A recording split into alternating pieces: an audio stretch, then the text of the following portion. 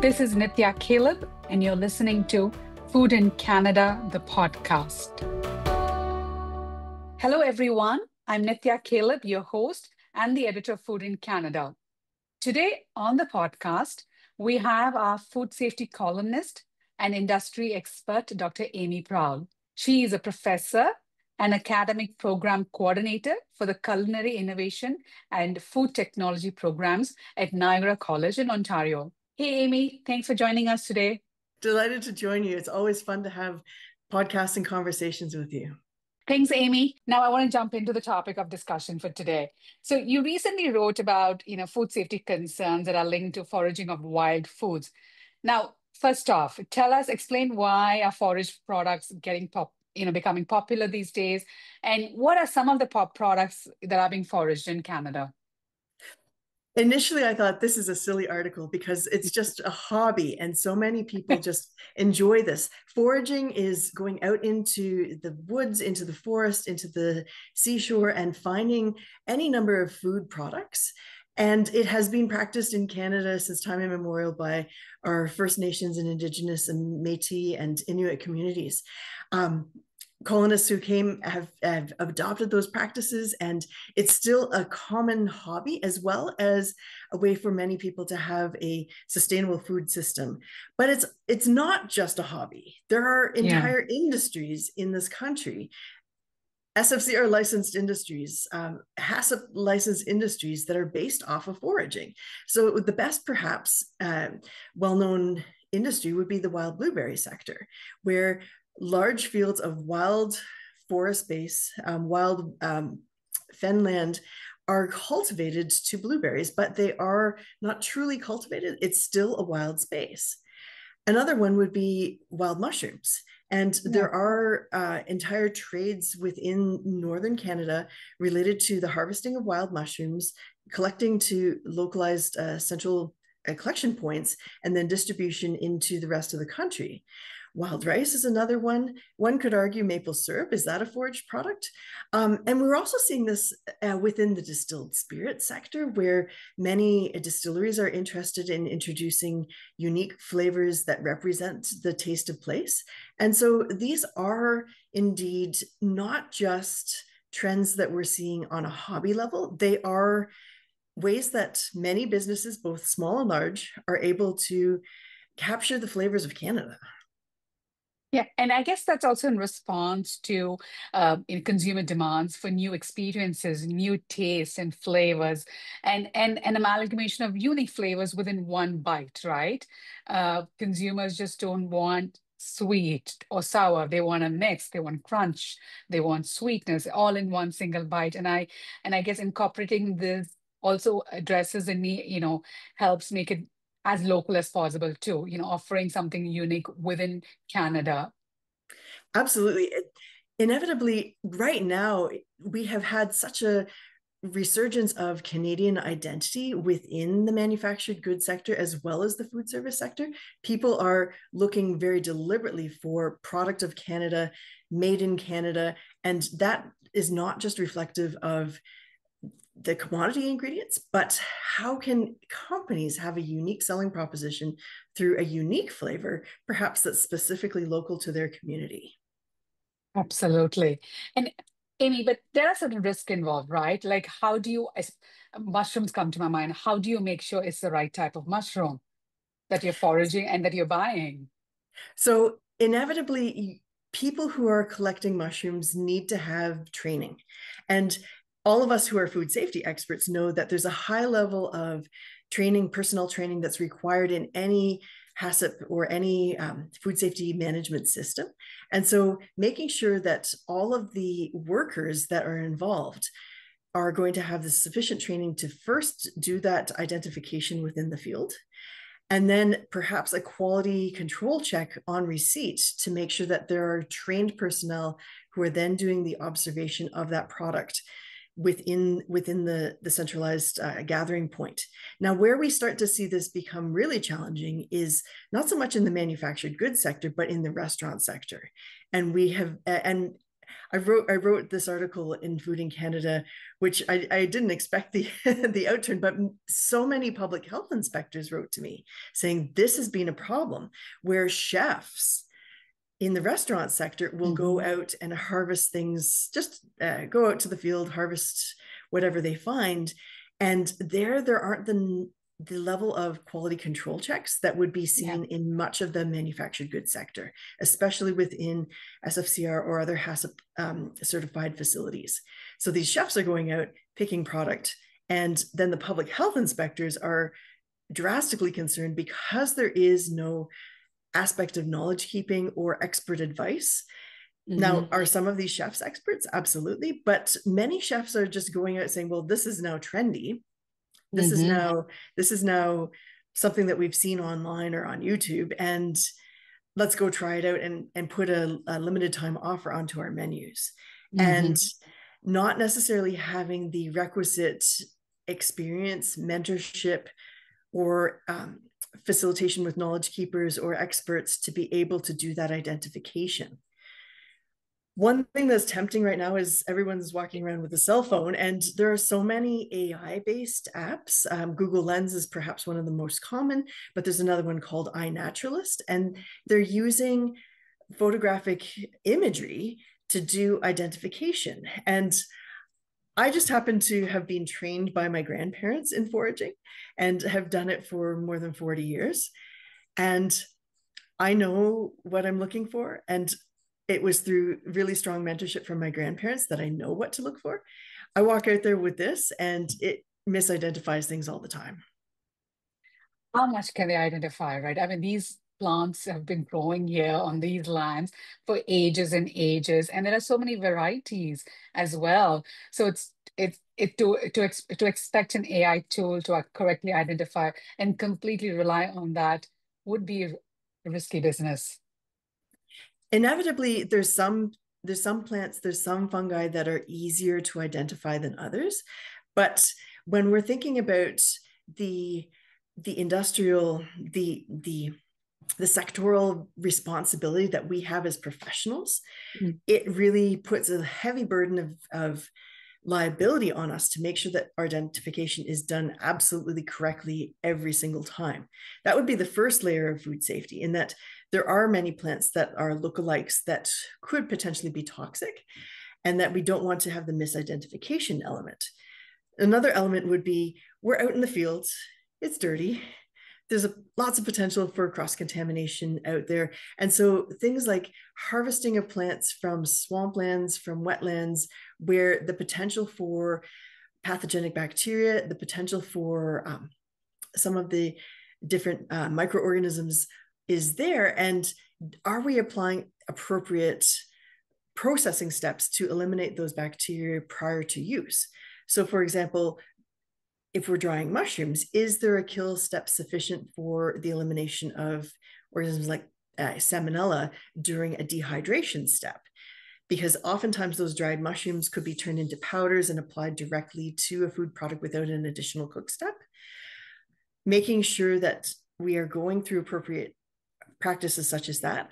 Another one being, are the handlers of those products using good food hygiene practices? Again, many of the harvesters may be out in the field and not necessarily having access to good food hygiene, but that in its own right is a misnomer. Could they be using different hand sanitation practices, different hygienic practices in the field that allow them an element of hygiene while still being out in some cases in the wilderness? Yeah. Absolutely. Last but not least, thinking through, if we're in that usage step, we often talk about hazards that are unaccounted for within a product, and making sure that we are giving sufficient information to the consumer so that they can manage the hazard. Our harvesters who are producing product for sale, if they have an unallocated hazard, are they giving sufficient information? So, for example, mushrooms, if they've been harvested in the field, is there information to the consumer stating cook before eating? Yeah. And also, oh, Amy, one of the things that you mentioned was hygienic handling practices Could you give me an example of that? So, for example, um, if you're out handling product, are you using gloves? Are you providing pickers with hand sanitizer so that they can sanitize their hands on a reasonable frequency so that they're not cross-contaminating product? Um, some of the diseases that could be transmitted to foods, hepatitis A, certain coliforms, they are transmitted by us. And so if Mhm. I'm out there picking and I go swoop across my nose and then continue picking, there's an opportunity where I should be sanitizing my hands. If I'm out there and I know I run into this quite frequently. If I run into a large patch of animal feces and I accidentally touch it with my hands, I should be sanitizing my hands. Routine things like that, that is where we have those opportunities to be providing hand sanitizers in an appropriate fashion to pickers so that they're able to routinely sanitize. Okay. And storage is an important consideration as well, right, Amy? Can you elaborate a little bit on that? Yeah, absolutely. So the moment that we've picked that product, we need to be thinking about its deterioration in the field. And so making sure that we are transporting product as fast as possible to centralized handling points, handling things in sanitary fashion. So again, if we are using reusable containers for the handling, that we're sanitizing those in between lots of product, applying proper washing procedures on that, moving things fast, refrigerating things when possible, keeping things cold when necessary to reduce the rate of deterioration. I know in certain areas, such as in the Yukon and Northwest Territories, some of the mushroom picking units, they actually have portable dehydration units that are traveling out to the field so that rather than having the field loss and having that deterioration occurring by bringing it down south, they're able to do the dehydration step actually right where they're doing the picking. Okay. Um, is it a season within which foraging happens in Canada? Because I'm assuming when it is winter, when there's heavy snow, people won't be able to go and forage, right? I mean, there won't be anything there too. Well, it depends. It depends on where you are. On the So, if you're out in British Columbia, there are products that are being harvested from the seashore, many seaweeds and kelps that are harvested throughout the winter as well. Mm. Um, there's certain things, if you consider maple syrup a foraged product, that's harvested in the late winter. And so, the other thing about foraging that's really fascinating is that there is a really strong seasonality to it, and that many of the professional foragers that have established businesses behind this model, they know this is the season for harvesting certain plants. Mushroom foraging is fascinating because, especially out in British Columbia, Northwest Territories, Yukon, the foragers will travel up the country depending on the season to hit the right climactic and the right temperature profiles for the mushrooms that they're hunting. And so it will start much earlier, early season in British Columbia, and bit by bit creep up north. And then the fall mushrooms will start earlier in the north, and they'll come back down south following the mushroom harvest towards southern British Columbia. So it seems like a year-round project for some of those professional foragers. Absolutely. There's always different plants that are going to be, and I keep reminding myself, mushrooms are not plants, mushrooms are fungi, but Yes. different things to be harvesting from the land at different times of the year. Okay. I have a question about the types of lands on which they should be avoiding. Like some places the soil is too contaminated, right? So, alongside railroad tracks, alongside roadways, one, historically, there may have been a high level of heavy metal contamination that has occurred, and to a certain extent, still to this point. Along roadsides, for example, there's often a lot of lead contamination, and that is a historical remnant from back when we drove lead gasoline cars. And so things like that. In many roadways and road easements, their municipalities still use different pesticides. And so, for example, harvesting of different plants, if you do not know that a pesticide has been applied, many pesticides do not just kill every plant. Some of them are specific to grasses versus broadleafs. And so you may not see a full killback, but that pesticide may have been applied. And again, as a forager, you may not be aware of the application of these pesticides and the retention period that's necessary before going into harvest.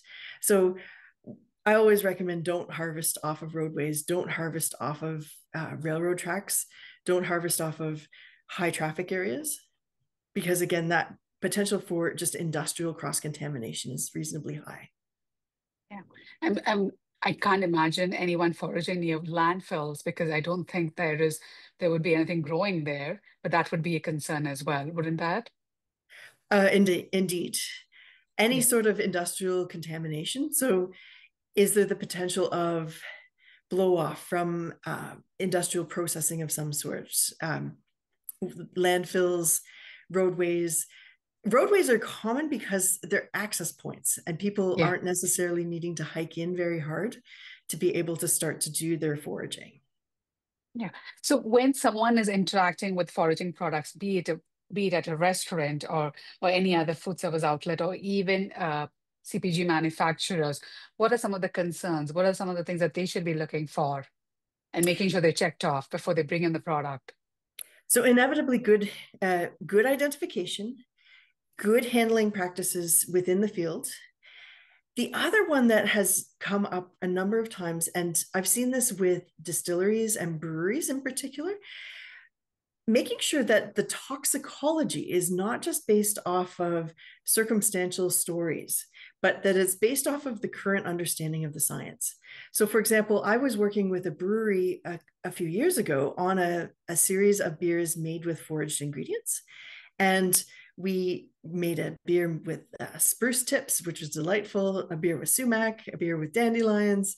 And one of the beers that they wanted to do was a wild ginger beer. Ginger as a plant is that zingiber plant that we know and we can buy in the grocery store, but there is a wild ginger here that grows, and it historically was used for food products, except the current toxicology states no, it has carcinogens in it. And so I had to advise that brewery that this is not a good idea, that even at the low levels, you do not want to put yourself in that space of liability. And the current scientific understanding is that there's no safe dose of this product, and therefore do not recommend. And so again, certain ingredients, another one would be sassafras root. Sassafras root contains safrole. And while safrole does occur in a number of different food plants, sage is another one that has safrole in it. Inevitably, the United States government has banned the use of safrole containing sassafras extracts. And so Mhm. when I've had breweries approach me saying, can we harvest sassafras from your property? I live on a 30-acre forested property, and they know to reach out to me. I've had to advise them, no, I can't allow that because, again, from a liability perspective, I don't want to be putting myself as the forager into that liability space, but I don't want them as manufacturer to be putting themselves into the liability space either. Yeah. I guess that's over the years. I mean, historically, if something was useful and something was used historically, doesn't necessarily mean it's good enough to be used in this day and age because of what scientific evidence has emerged, correct? There's that balance between traditional use, and again, I don't want to be out stating that especially for Indigenous communities, that their traditional use is not important. But it's a very fine line between a traditional use for personal use versus how we would use it within the industry. And so, from within the industry, all of us who are food safety experts know we are going to try and reduce our liability, reduce our risk to as low as feasibly possible. And ideally moving it towards zero whenever realistic. In this case, because the risk is not well understood and the scientific evidence based off of the current science says, no, it contains a known carcinogen, then we are going to err on the side of caution rather than say, oh, well, you know what, the dosage is so low. We would not want to go that route. Yes, it's not worth going that down that path, right? Even though the taste may be unique, it may be offering something great for the brewery to offer their consumers, but I don't think you can compromise on food safety at any point. Exactly. And food safety, while we usually are thinking of it in that short term, looking at long-term toxicology is also something that we need to be inevitably very concerned about. Absolutely. So, Amy, I get the sense you forage a lot. I What is love it. your Yeah, tell me about your experience as a forager. I mean, what do you like foraging? Where do you forage? Well, so most of you who know me as a professional know I live a pretty high strung life, and I'm out there trying to do lots of problem solving with so many small, medium, and large sized businesses. And so foraging for me has been a hobby that I've practiced since childhood with my grandparents. My grandfather, my great grandfather were very well known botanists in the Niagara region and extremely well known for their identification of plants. Um, my great grandfather just happened to be one of the botanists who did the collection for the University of Buffalo on the American side of Niagara and helped create the herbarium for McMaster University as well. Um, and so plant identification was always one of those childhood activities that we were just expected. That's the name of this plant. That's the name of this plant. But my grandfather was a very well known traditional herbalist. And so he Mhm. had traditional knowledge of the medicinal uses of plants. And we would go out with him as children, and he would make us harvest plants for that reason. But if we ran into a patch of wild strawberry or a patch of wild blueberry or a butternut tree, we would harvest those for food use. And so it is a really great connection to my grandparents. My grandparents were wonderful people and had a really profound impact on my life. And so for me, going out, one, it's a way to de-stress from the intensity of all the work that I do on a daily basis. You're out there, it's the birds, the mosquitoes, um, but inevitably, I find it relaxing.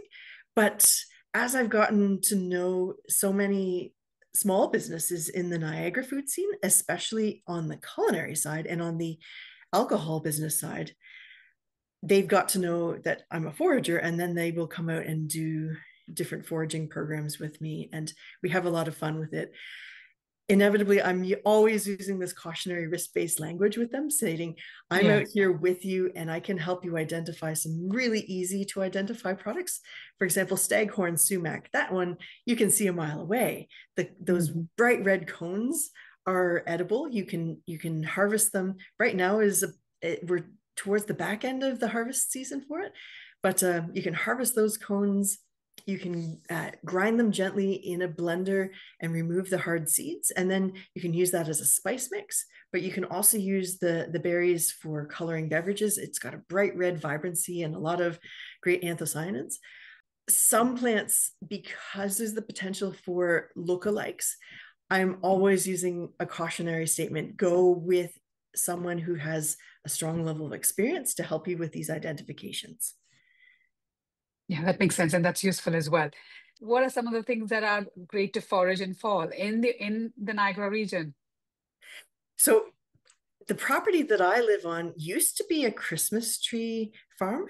And bit by bit, I'm converting the Christmas trees over to agroforestry. And this is one of the models it's sort of a mixed model of foraging in that there are forested properties that are managed similarly to farms.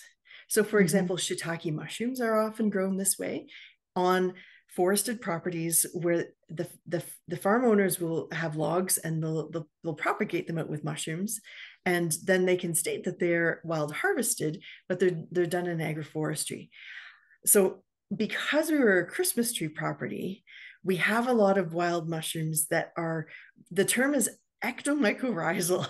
They like to Okay. grow in a symbiotic or a collaborative partnership with the trees. And my favorite of all is Boletus edulis or porcini mushrooms. And so I'm just waiting for a heavy rain with a bit of a cool down. And again, those climactic conditions help trigger the spawning of the mushrooms.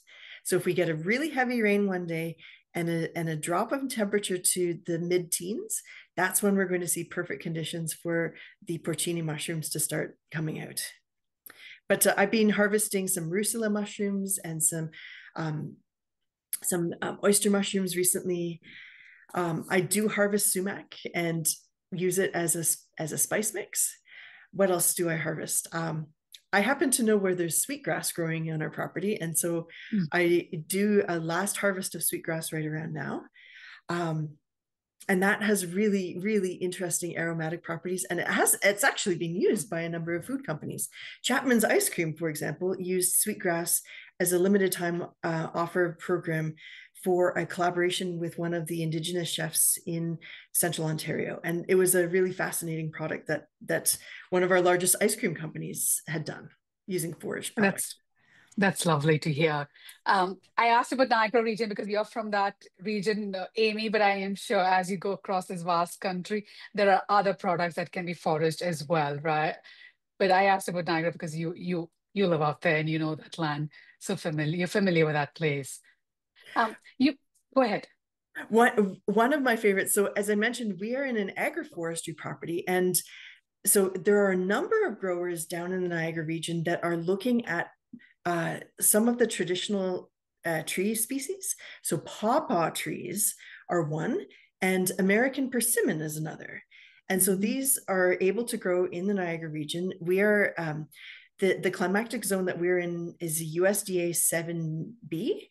We just got reclassified, so we're quite warm down here, and we have the pawpaw fruit are wonderful. They look like tiny mangoes, maybe about 10 centimeters in length and 5 centimeters in width. And inside it's a creamy white or pale yellow flesh with seeds that are about a centimeter in diameter. And it tastes like the cross between a mango and a banana. And Oh, it's absolutely delightful. There are a number of growers who are looking at it as a farmer's market scale product. And many of us are looking at improving the genetics of it. I keep growing more trees from seed and looking at what the fruit properties are and seeing if there are ways that we can propagate it out. And American persimmon, they're just like the fruit, they are persimmons, hmm. small and seedy, but they have been used in the Appalachian region of the United States for many centuries, to be quite frank. And looking at it from a Canadian lens, what are the flavors that we can do with these products is super exciting. That's wonderful. This is something that, these are some of the flavors and ingredients that companies can experiment with, right? Even if it's just for a limited edition products, but they can tap into the seasonality of it and tap into the made in Canada more, that consumers are so desiring right now for. They want products that are made in Canada completely. I remember there was huge hullabaloo about orange juice. Like, how can you say it's made in Canada when oranges don't grow in Canada? Of course, I mean, they bottled in Canada, which is why they Yes. can be called as a Canadian product. But these are some of the things that consumers would enjoy to get something that's completely grown in Canada and with ingredients and used in a product as well over here. Oftentimes the trends that are set in the manufactured goods sector are first set at the restaurants. And it's Yeah, been fascinating to see restaurants use ingredients like sumac, use berries like wild blueberry, strawberry, and create beverages that yeah, are made in Canada with Canadian ingredients. And I wouldn't be surprised if bit by bit we start to see value chains for some of these ingredients become more of an agroforestry type product. A good example would be elderberry, where elderberry has been a traditionally foraged product, but now it has been converted into agroforestry, where there are farms established to be able to grow it on industrial scale, and then they're processing it into a range of different ingredients. I won't be surprised if there's some aspiring innovators out there who say this is a potential for us to create a unique niche, do yeah. agroforestry that is representative of the traditional plants that grow here, but do it in a managed way so that we can maintain the food safety and identity, and then be able to convert it into really fascinating and really culturally driven consumer packaged goods. Absolutely. Amy, with climate change, this industry is going to go through a period of evolution, right? I mean, the products that are easily available may not be available. Conditions may not be right for to grow them. Inevitably, with foraging, it's always a bit of a risk that you can't guarantee that there's going to be what you're expecting to grow out there. This is why agroforestry is a really intriguing model, because now you're managing the conditions so that you can have a more consistent supply. But I think back to when I was doing some foraging for porcini mushrooms, and I had brought them to some of the chefs in the Niagara region. And another chef called me and said, well, I would like to have porcini mushrooms that are exactly this size, and they need to be perfect with no bites from slugs or squirrels on them. And I need 10 pounds of them. And I'm like, that's not going to happen. And they're like, well, you can just keep on foraging. I'm like, I have a day job that pays me a little better, one. But secondly, unless you have a vast network of foragers, there's no way that you're going to be able to harvest that volume. Yeah. And to be able to facilitate that vast network of foragers, you're going to have to pay a very pricey sum for those products. So inevitably, some foraged products are going to remain very niche, and they're going to Hmm. remain very, I want to say, exclusive in terms of their pricing. Yeah, that makes sense. Before I let you go, Amy, I want to talk to you about some of the other food safety, some of the other food safety regulations or aspects related to food safety. What are some of the things that you're looking at? I know falsify is a big concern for everybody in the industry. You don't want food safety anywhere in Canada to be compromised, right? But you want to talk, if you want to talk a little bit about that?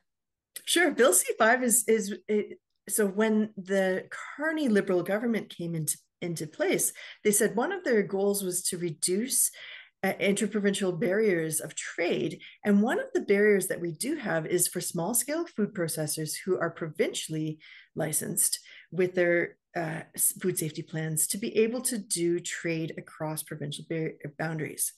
And the expectation would be, if it's safe in Saskatchewan, why wouldn't it be safe in Alberta? If it's safe in Nova Scotia, why can't it be safe in Ontario?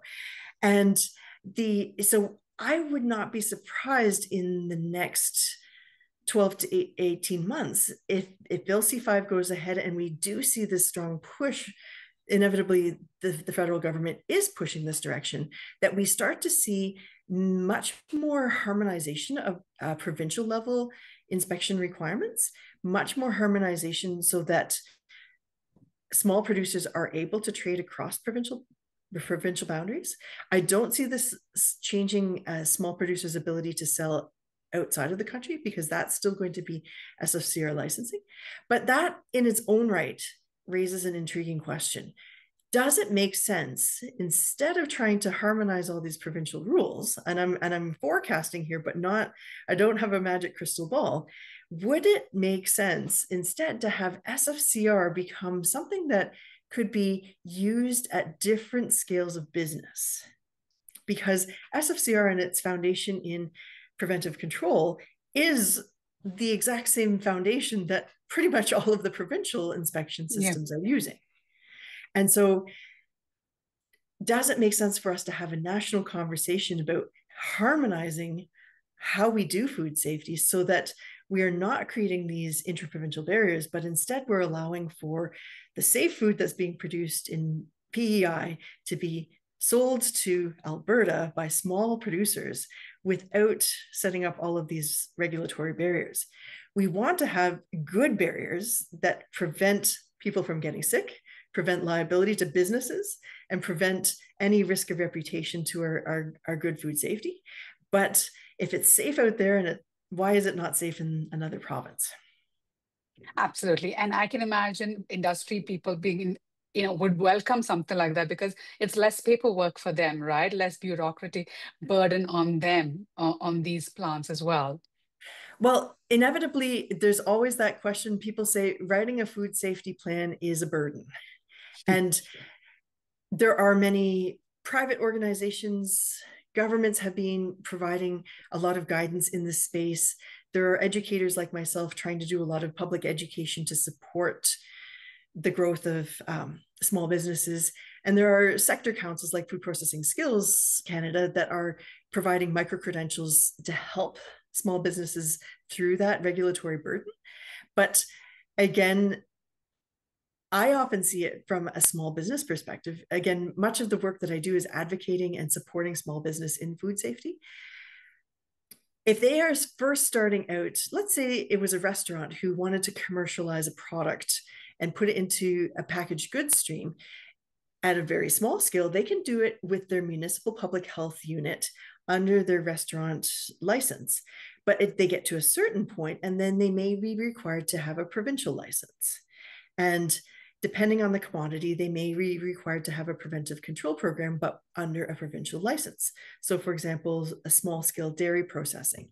I can think of one restaurant in Southern Ontario that had been making yogurt for their restaurant in-house, and then they wanted to package it into a sauce. And so they were then required to have a provincial license. And that barrier was something that we worked around and figured out what was required in terms of the documentation necessary, the preventive controls, the food safety plan. But that food safety plan is rooted in the same principles of SFCR. It's just overseen by the province. And so does it make sense instead to just unify and use the same rule book for all consumer packaged goods companies? Yeah, of course, for sure. It's a conversation that's worth having, have discussions around that. That's great. Amy, are there anything else related to food safety that you're looking out, keeping a close eye on? Well, I'm watching the movement. Of course, we saw the issues with the ERA model.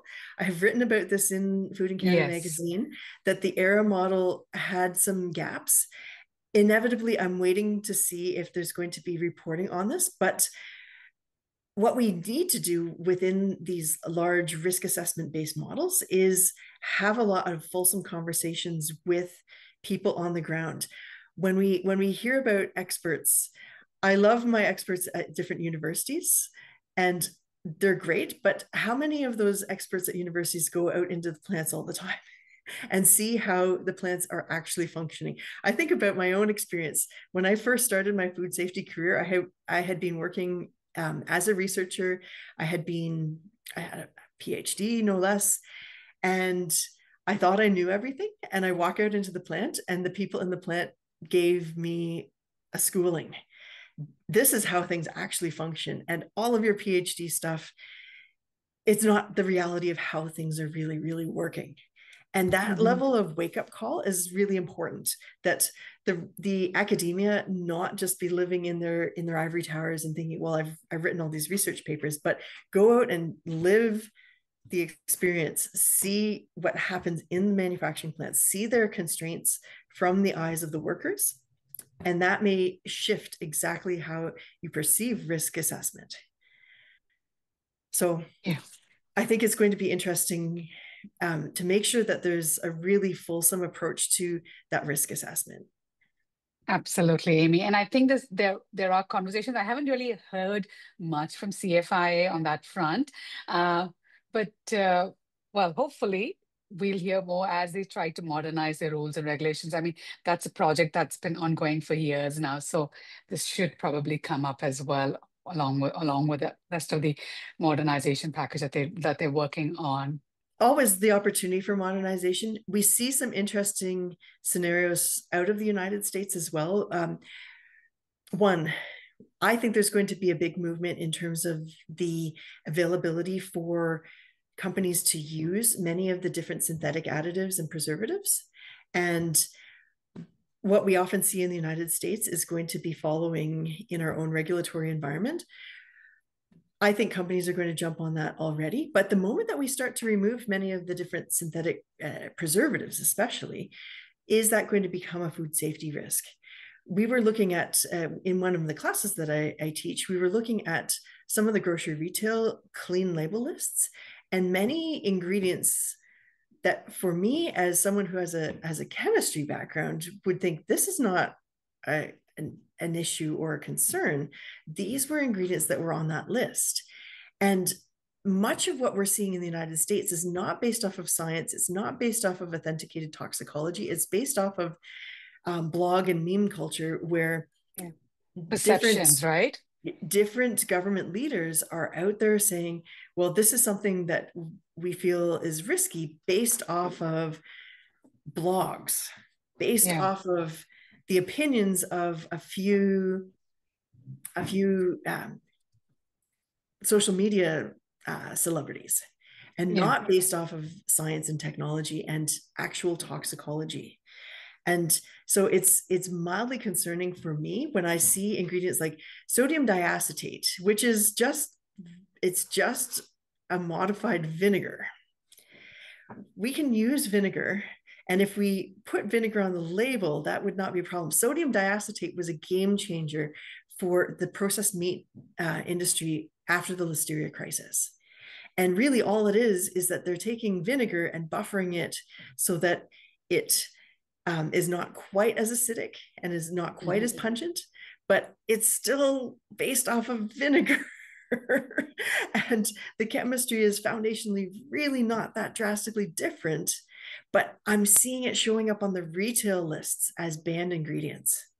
And that's concerning when we start to see that ingredients that are providing a distinctive food safety advantage to processing establishments being put onto these lists that are not based off of science. That worries me.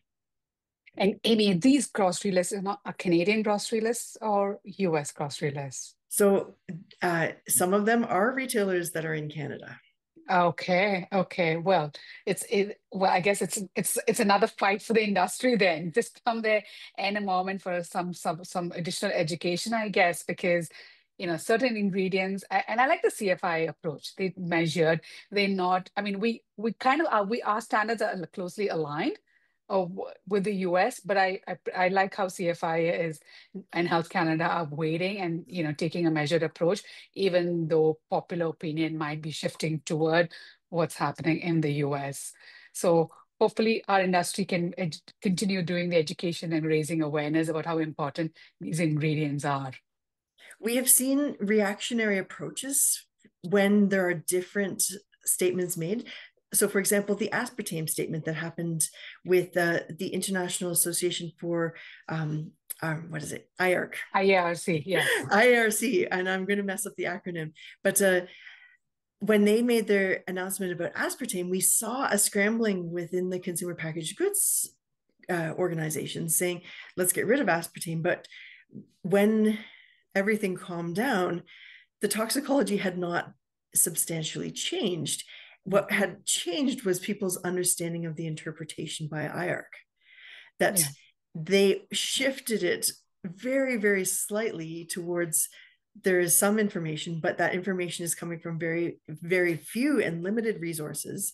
And therefore, we should continue research into this field rather than saying, absolutely, this is a carcinogen.